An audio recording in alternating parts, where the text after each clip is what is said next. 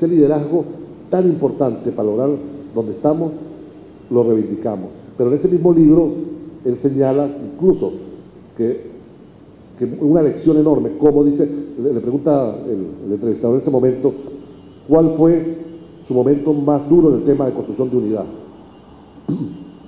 Y él dice, una reunión que sostuvo en Valencia con los sindicatos de obreros, con los viejos troscos, lo dice en el libro, fue la reunión más dura para lograrlos convencer de que se sumaran a la revolución bolivariana, porque él tuvo que explicarles en detalle cada una de su caracterización de la revolución. Pero también dice en el mismo texto que contradictoriamente fue una de las pocas reuniones donde no le pidieron cargos de diputados, no le pidieron cargos de alcalde, cargos de concejal, ni ningún tipo de prebenda, sino fue fundamentalmente el debate político.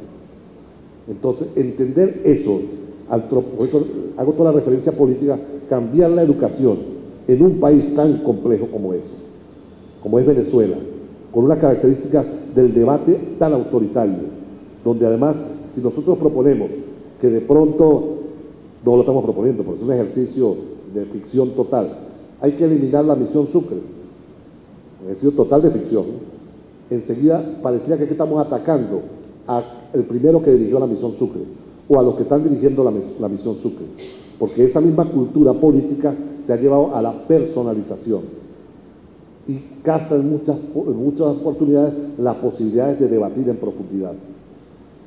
Pareciera que debatir solo está vinculado a aspiraciones,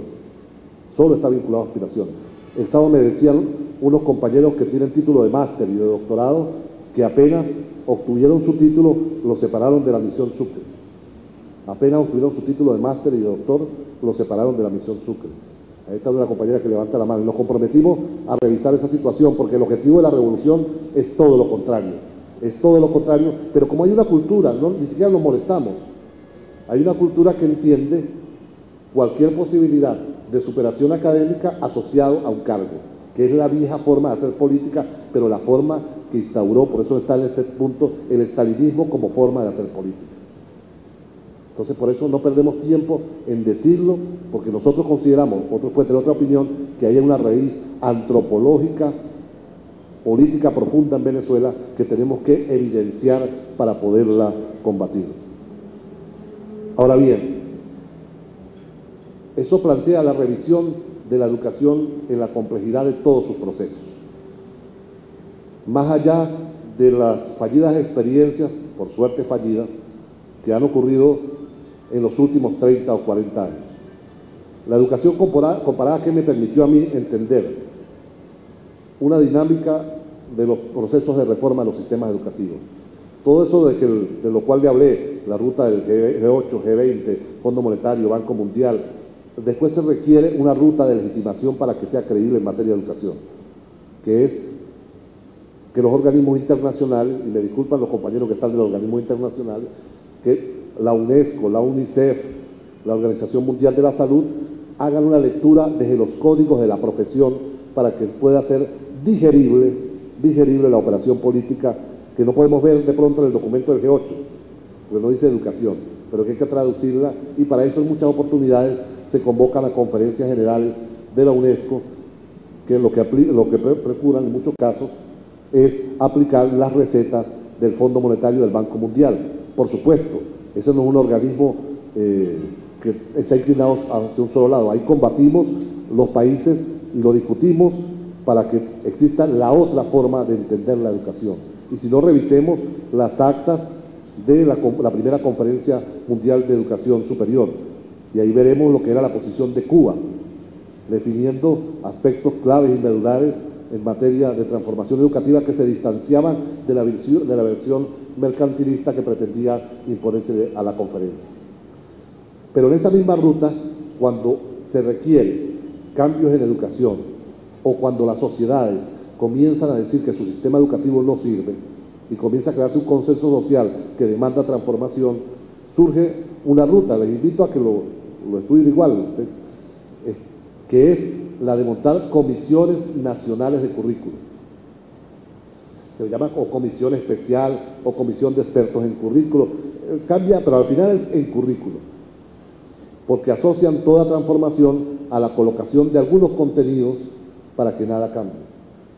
Es decir, no a la revisión del sistema en general educativo, ni de su sistema de educación universitaria, sino a la revisión de algunos contenidos para que cambie sin que nada cambie. Y si no, veamos lo que ocurrió en los 80. En los 80 contamos con una ley orgánica de educación en Venezuela, que lo único que generó, que era el resultado de una profunda demanda social, del movimiento pedagógico y de la sociedad venezolana, que desde finales de los 60 y durante todos los 70 presionó por tener una ley de educación que expresara los mayores anhelos de la sociedad venezolana. La famosa versión de Prieto, de la ley orgánica de educación, pero después queda reflejado en un proyecto de ley, una ley orgánica de educación que tamiza todo y nos va suavizando, y se crea entonces igual una comisión nacional de currículo y termina solo creándose educación para el trabajo. Educación básica, la educación básica, y dentro de la educación básica, la educación para el trabajo como el gran contenido para transformar la sociedad venezolana. A eso se limitó, para quitarle toda la fuerza, toda la potencia de lo que era precisamente una aspiración social del magisterio, de los estudiantes universitarios que demandaban transformación del sistema educativo. Entonces, por eso a mí me asusta enormemente cuando se crean comisiones nacionales de currículum. Porque digo, eso lo que vamos a montar es un nuevo parapeto para colocar 2 o 3 contenidos, pero que nada cambie. Por eso es que algunos nos atrevemos a hablar, con diferencias de opiniones, de la necesidad de un proyecto pedagógico nacional que nos permita una visión integral de la transformación educativa, que nos permita ver todas las variantes que eso implica. La otra ruta que escogimos fue la vergonzosa ruta en los 90 de la transformación de la evaluación. Y hablamos de evaluación cualitativa. Y a mí, que me correspondió, además de ser docente, ser padre, cuando iba a buscar el boletín de mis hijos, recuerdo que en una oportunidad le pregunta una representante a la profesora, ¿qué significa esto de B? ¿Qué significa C? Entonces decía, bueno, A significa 20, 19 y 18. B significa 17, 16 y 15. C significa 14, 13, 12. Por supuesto, la representante dice, ¿por qué no lo dejaron como estaba antes? Era más fácil, porque a la final era la misma epistemología, la misma forma de abordaje de la evaluación, con una supuesta definición cualitativa, pero era cuantitativa. Si el muchacho rendía y todo, yo hacía la misma traducción como docente. A este tiene como 18, el equivalente a 18 le coloco A. Tiene el equivalente a 16, le coloco B. Que demuestran cómo un intento de reforma parcial no resuelve la profundidad del cambio que están demandando las sociedades en materia de educación. Y eso solo lo puede hacer el socialismo. ¿Por qué? Porque tiene una forma, una epísteme, una forma de concebir el mundo centrada en los cambios, no en el producto, en la valoración profunda del cambio. Pero cuando hablamos del socialismo, hablamos de un socialismo profundamente libertario, de un marxismo libertario, que se atreva a repensar todo, que no entienda ninguna de las verdades como verdades acabadas, que entienda que la única verdad es esa que nos decía el Che Guevara. Si somos capaces de temblar de indignación cada vez que se comete una injusticia, somos compañeros. Es decir, la lucha contra la injusticia, contra la opresión, contra la pobreza, es el norte que nos identifica para poder soñar. Y de esa perspectiva, acercarnos al marxismo como teoría científica y social, para ver cómo el marxismo, o los marxismos, cuál de los marxismos ayuda a resolver ese tema de la injusticia, la dominación y la explotación de la sociedad. Y entonces poder atrevernos a pensar una didáctica distinta, una planificación distinta, un currículo distinto. Pero entonces nosotros también cometemos un error muy común, que entonces nos gustan los nombres pomposos, y esa es mi cuarta tesis, que revisemos todo el tema de la llamada pedagogía crítica. Y disculpen la irreverencia, pero entonces, no, así como dijimos que evaluación cualitativa era A, B y C, así como que dijimos que Comisión Nacional de Currículo resolvía el tema de Estado, entonces pareciera que ahora la pedagogía crítica resuelve todo. Y entonces yo soy revolucionario y aplico el socialismo en educación si soy de la pedagogía crítica. Entonces ya lo que nos falta es que hagamos franelitas de pedagogía crítica, y yo soy el docente que está cambiando al subsistema de educación universitaria. Pues bien, veamos entonces de dónde surge ese cuento de la pedagogía crítica. ¿Por qué eso de pedagogía crítica? Bueno, unos señores en Frankfurt, de la llamada escuela de qué era, escuela de Frankfurt, Adorno, Horkheimer, otros, decidieron que había que comenzar a revisar el marxismo, había que revisar el pensamiento alternativo, y eso generó, para hacer el cuento corto, seguramente Juan Carlos se expandirá más en eso, en educación una serie de corrientes, y la más relevante, o la que obtuvo mayor fuerza, producto de todo eso fue contradictoriamente la de Althusser. Entonces lo conseguimos un señor Luis Althusser en educación que nos dijo a los maestros que nosotros éramos parte del aparato ideológico del Estado. Estamos fregados. O sea, socialista, pero trabaja en lo que friega a los jóvenes. Es decir, usted la tarea suya es adoctrinar a los muchachos, entonces ¿para qué había que hacer educación? O sea, en el fondo, o sea, casi que empezamos a verla con cierto nivel de desprecio, porque éramos parte simplemente del circuito de dominación. Y entonces surgen un conjunto de compañeros que dicen, no, eso no es así, entre ellos el más destacado, no el único, Paulo Freire, que comienza a decir, hay que crear desde las aulas un pensamiento alternativo, un pensamiento que libere y que demuestre que el aula, la escuela, la universidad es también un espacio de resistencia como el resto de la sociedad. Y pensó la pedagogía crítica, incluso la pensaron para el combate del capitalismo. Por eso los compañeros cubanos tienen alguna dificultad para asumir el tema de la pedagogía crítica, porque en su epísteme, en sus raíces fundacionales, es pensado como una propuesta para trabajar el socialismo en educación en el marco de países capitalistas. Entonces, por eso a veces los compañeros dicen, bueno, el tema de la dominación, la opresión, tiene alguna dificultad para entender cómo yo puedo ser de la pedagogía crítica si soy de una revolución que está rompiendo con la dominación del hombre por el hombre. Y nosotros tenemos que comenzar a pensar, si estamos recorriendo el buen camino, eso de pedagogía crítica también queda corto para nosotros, ¿no? Comienza a quedar corto. Pero la pedagogía crítica, ¿qué procuraba? En el fondo, una posibilidad de aproximarnos a los fenómenos educativos de una manera mucho más fresca, que valorara el currículo, valorara la didáctica, valorara la evaluación como posibilidades también de construir pensamiento alternativo, pensamiento contrahegemónico.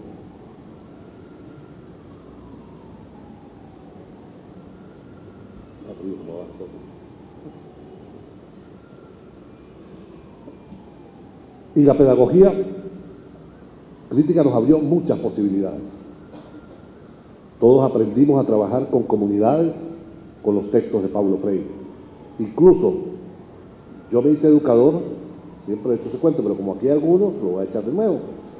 Algunos que no he visto en otros escenarios. ¿Cómo llego yo a la educación? Yo estudio mi bachillerato, comienzo a militar a los 13 años y decido estudiar agropecuaria me veía más ayudando, era de la ultraizquierda, lo que ahora denominamos la ultraizquierda, me veía más como la base de apoyo para apoyar un frente guerrillero, o sea, trabajando como bachiller agropecuario, trabajaba en el campo y podía ayudar, que si pasaba los imaginarios de todo joven revolucionario. Y en el mismo sitio de estudio yo estaba estudiando para ese momento los bachilleres docentes. Y yo cuando iba a sacarlos para una huelga, una manifestación, les decía cometizas, casi de manera denigrante, muy influenciado, por cierto, por Althusser, muy influenciado por Althusser. Les decía cometizas para que salieran a acompañarme a la huelga. Pues bien, cuando yo me gradué, la realidad fue mucho más dura. Yo ya para ese momento tenía 18 años, pero 2 hijos a cuestas. Soy padre precoz, ¿no? Y tenía que conseguir trabajo para mantenerlo. Y no conseguía entonces ningún sitio donde, ni en el campo, que me iban a meter en el campo, ni nada. Y el único sitio donde había una posibilidad de trabajo fue en un albergue de menores del Instituto Nacional del Menor. Es decir, donde van los muchachos con déficit de acción social. Cuando yo bajo a trabajar, porque después de la elección había unas escaleras para el sitio del trabajo, me encuentro que habían 2 grandes salones, muy patrióticos, Andrés Bello y otro Simón Bolívar, tenían el nombre de próceres, Andrés Bello y Simón Bolívar. Albergaba algo de 60 o 70 muchachos con problemas de conducta. Entonces yo le digo, ¿qué hay que hacer aquí?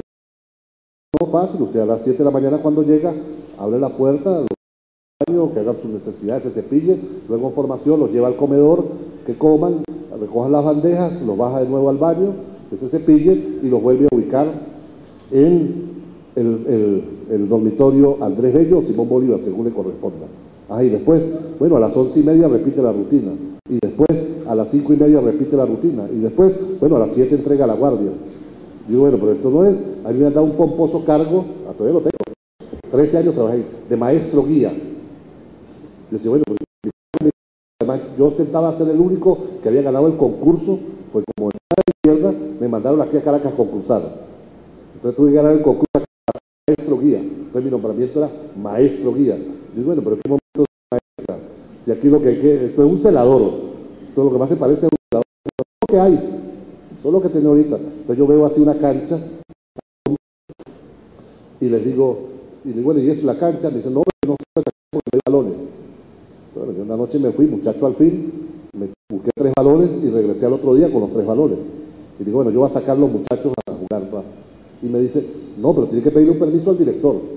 Tiene que pedirle permiso al director porque es una actividad que no está planificada. Yo, bueno, pues yo soy maestro guía. Bueno, al final del director me hicieron firmar un acta donde yo me hacía responsable. Yo firmé todo. Y bueno, sacar a mis muchachos, pues, si no estaba en crisis cognitiva total, o sea, yo era pues. Y bueno, y entonces cuando le digo, trabajaban en ese momento para cada dormitorio 2 muchachos, 2 profesores, 2 maestros guías. 2 para el Andrés Bello y 2 para el Simón Bolívar. No recuerdo cuál me tocaba decir a mí. Pero entonces le digo al otro compañero, vamos a sacar a los muchachos. Y me dicen, ¿usted qué se pone a inventar? Sáquelo usted. Entonces, bueno, ¿cómo que lo saque? Y los dos trabajamos y digo, bueno, yo me quedo con un grupo y usted se lleva a los otros. Y bueno, está bien, ¿cuánto me llevo yo? 42. Y salgo con 3 balones, 42 muchachos a mi cancha de básquet a jugar. Y empiezo a jugar básquet. Al fin emocionado, empiezo a tirar la pelota, todo con ellos. Cuando empieza a sonar el tablero, era que, tú sabes lo que es la pategallina, ¿verdad? Empezaron los muchachos a dar pategallina. Tenían la pie así, otro el pie, lo empujaban, agarraban el aro, saltaba el aro y agarraba la calle. Y empecé yo a correr de lado a lado. Agarraba el pie de uno de la cancha y el otro iba para allá. Y se subía el otro y le agarraba el otro el pie. Y bueno, a la primera para otro. Y bueno, se quedaron 3 muchachos en el centro. Y le pregunto yo a los muchachos, ¿y ustedes por qué no se fueron? Ya por 39, que me metan preso por 42. ¿Y ustedes por qué no se fueron? No, maestro, que mañana nos dan la libertad. Entonces, los 3 que dieron la pategallina no se fueron. Entonces, entro yo con mis 3 muchachos y todos como la risa, ya lo botaron para el cipote. Y bueno, por supuesto, enseguida me llegó la boleta de citación a la PTJ, ahora se dice PTJ, y al Tribunal de Menores. Y en los dos cuando me preguntaron, tal vez con una ingenuidad, yo respondí, bueno, sí, ¿por qué? Porque mi cargo es de maestro guía, y en el cargo la definición, y me mostraba el manual que me habían dado original, dice, dale actividades culturales, deportivas, me mostraba, bueno, pero ¿usted por qué lo hizo? Bueno, porque ¿usted lo va a volver a hacer? Sí, lo voy a volver a hacer todos los días, porque para eso me pagan. La PTJ me miró como diciendo, ya va preso. Pero cuando llegué al estaba para el compañero que es de Táchira, no sé si todavía está, una beca muy insigne, Lola Cañas, la procuradora de menores, ella con 2 metros. Y cuando me pregunta, yo me dice, ¿usted lo va a seguir sacando? Sí, yo lo voy a seguir sacando. ¿Por qué? Bueno, porque para eso me pagan, yo soy maestro. Y las paredes, yo cumplo con mi deber, allá los demás que cumplan con su deber, que suban las paredes, que hagan vigilancia, cumpliendo con lo mío. Y la tipa se paró, yo creo que venía a darme un golpe, una mujer de ese tamaño. Y yo, muchacho, lo que hizo fue, me abrazó y dijo, mijo, vayas a trabajar, usted tiene ganas de trabajar. Nunca me metieron preso, creo que eso le enamoró a la tipa, ¿no? Porque nunca me metieron preso y me volvieron a citar. Y yo ya entendí que no tenía herramientas suficientes para hacerlo. Y volví a leer algunas cosas que había leído de Paulo Freire, hacía trabajo comunitario, y me escribí en la pedagógica para ser profesor. Entonces, por eso para mí ese tema es un tema recurrente, el tema de los niños con problemas. Trabajé 13 años en el INAL, creé el primer sindicato de educadores del INAL, trabajé cuando el presidente Chávez dio la insurrección en 1992, teníamos demandada a Silvia Mijares de Lauría, la presidenta del INAL, pero no solo eso, era la esposa de justicia. Pero además le ganamos las 2 demandas, que era por ellos y porque no cumplían con el sueldo que le estipulaba a los.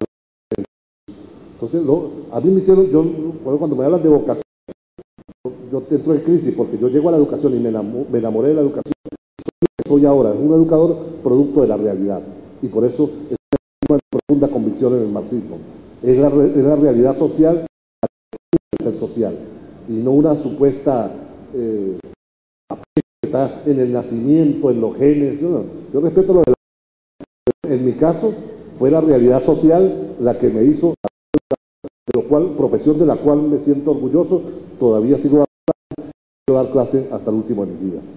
Ahora bien,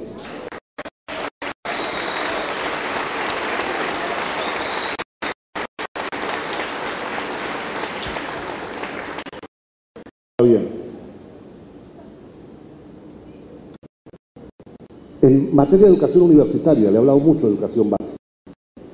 El desafío es enorme. Nosotros nos estamos desde el ministerio, de verdad, un acto de servilismo, de diálogo, con la ministra Yadira ha resultado una experiencia muy grata, porque los funcionarios no siempre debaten. Y Yadira es de esa alta funcionaria que no solo le gusta, sino que auspicia el debate. Y eso es un signo muy bueno en medio de una revolución. Alguien que quiere cambiar las cosas, debatiendo.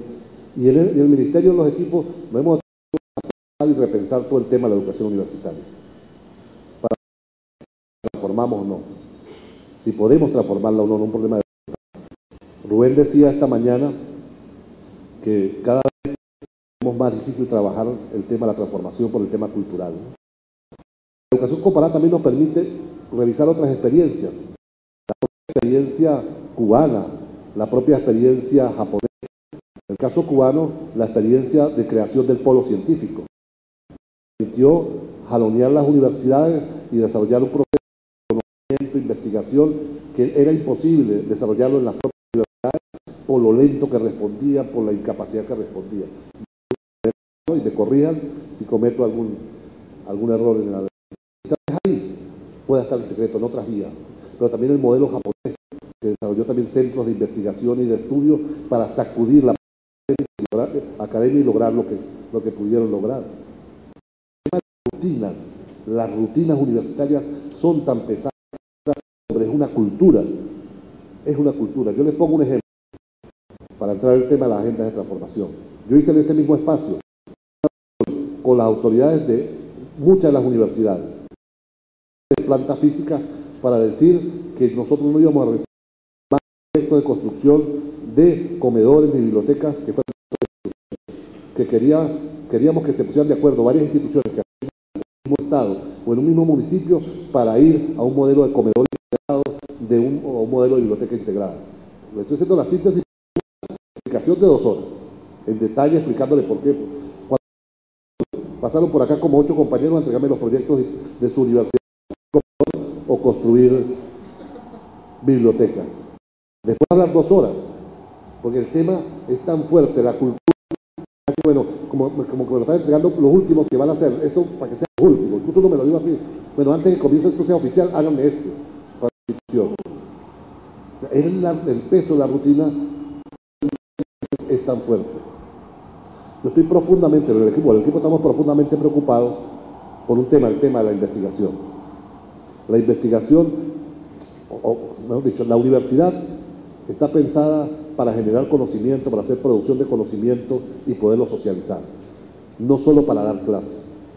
Y cada día más la universidad se convierte en un espacio para dar clases.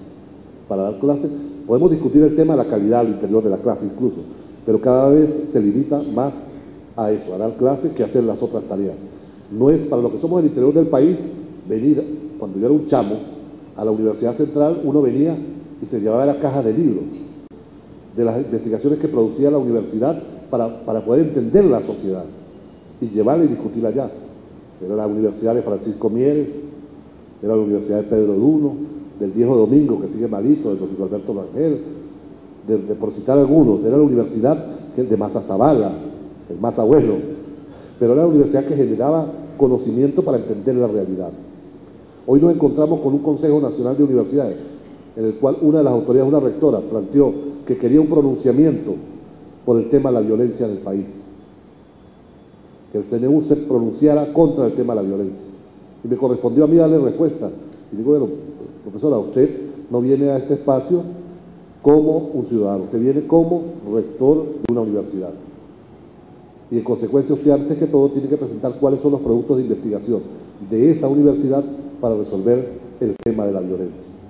Y mire que yo soy buen lector, que me lo vivo en la biblioteca buscando libros, y lamentablemente sobre el tema de la violencia, si es verdad que es el mayor problema, yo no tengo duda, o sea, ¿cuál es la producción entonces de la universidad? ¿Qué está produciendo la universidad para resolver el mayor problema de la sociedad venezolana?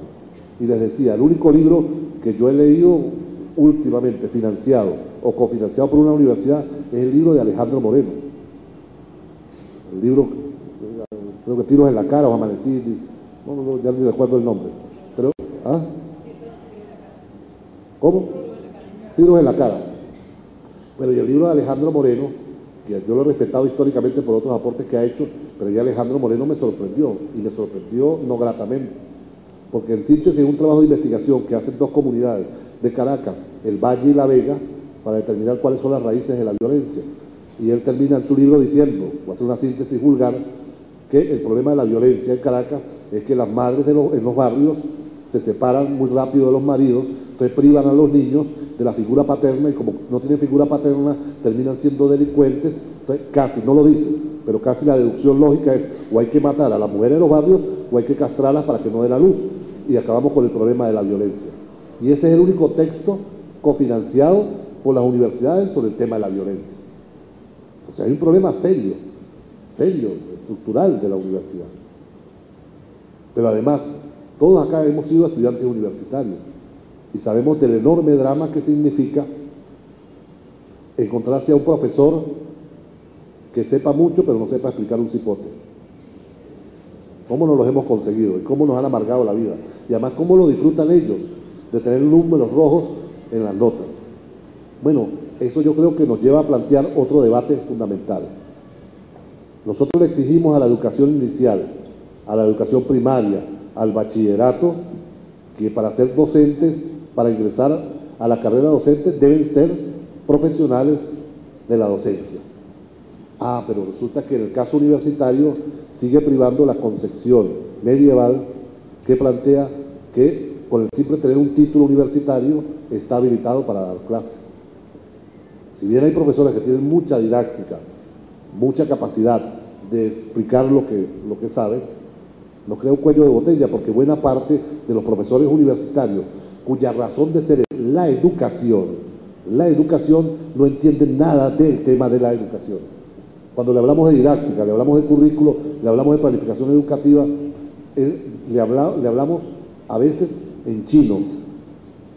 Le hablamos en chino para ellos, porque no saben, no reconocen eso, los códigos fundamentales de la educación. Pero nosotros nos estamos atreviendo a decir, no a hacer todavía, a decir, que si no llegó el momento de comenzar a plantearnos la necesidad de la profesión del docente universitario, más allá de los títulos superiores de maestría en didáctica universitaria, que no resuelve, porque los resultados nos dicen que no resuelve el tema central de la formación. Ahora, en el modelo medieval, el profesor más calificado había que agarrarlo, el que se graduaba en química, en física, había que agarrarlo para que diera clase. Pero hoy hay que empezarnos a plantear si no hay que hacer un debido acompañamiento en la formación pedagógica de los docentes universitarios para garantizar que se enseñe lo que se debe enseñar. Y eso pasa incluso por debates que no son nuevos. El propio Einstein, a nosotros nos gusta mucho leer el libro de ¿Por qué el socialismo? De Einstein, pero los que somos educadores también deberíamos leer las reflexiones de Einstein sobre el tema del aprendizaje en matemáticas. Como ustedes saben, él no fue un buen alumno con los números en el bachillerato, y eso le llevó luego de ser tan potente como docente, como investigador y científico en física cuántica, a decir que había un problema serio en cómo se enseñaba física. Cuando nosotros llegamos a tercer grado, ya ahorita ni sé cómo se llama la cosa, pero se llama tercer año, enseguida nos asustan con las llamadas 3 Marías. Y una María en especial, con la cual nos preocupan, es la física. Pero ¿cómo nos cuesta Y entonces todos los que hemos pasado por eso sabemos que, bueno, yo aprobé con buenas notas, pero yo decía, bueno, esta fórmula, o sea, entendía que eso era algo así como para ver si algún día tenía contacto con Dios, con los ángeles o con los espíritus, pero era a ver si entraba en gracia divina, porque yo no entendía en realidad qué me servía eso para mi mundo real. Había que aprendérsela de memoria y punto, y ser bueno en memoria. Y algunos tenemos, aparte de una cabeza grande, alguna capacidad de memoria. Entonces, bueno, eso nos ayuda a entender muchas cosas de manera rápida. Pero ¿cómo nos cuesta ver que la población que está en ese tercer año, casi todos los muchachos tienen un instrumento que los acompaña, que es la bicicleta? Y díganme ustedes, si en la bicicleta no está presente movimiento, aceleración, resistencia, equilibrio, todo lo que genera esa fórmula tan complicada de la física. Y no es en revolución donde podemos empezar a problematizar ese tipo de cosas. O los muchachos que están construyendo una vivienda, en el caso ahora de la misión vivienda que está resolviendo todo el tema, como en aquel arco de la puerta están presentes todo el tema de la resistencia, ángulo, todo lo que se requiere entonces, y poder hacer del aprendizaje algo que tenga que ver con la vida, que se aprendan las fórmulas pero aplicadas al mundo real, a la vida, a la fuerza y la alegría que le da la vida.